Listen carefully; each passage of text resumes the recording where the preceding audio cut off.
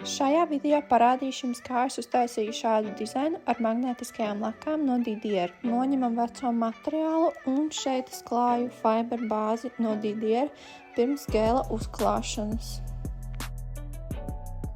Pēc gēla uzklāšanas nedaudz pielaboju formu un ķeramies klāt dizainam. Dizainam izmantošu šo Liquid Metal krāsu no Didier. Izmantojot magnētiskās lakas, man patīk papīdīt magnētiņu nedaudz uz āru, lai var iegūt labāku efektu. Nenožāvējot laku, liekam klāt magnētu. Parasti sāku ar sāniem un tikai tad naga brīvo malu. Svarīgi katru nagu lampā žāvēt atsevišķi, lai neizbojātu dizainu.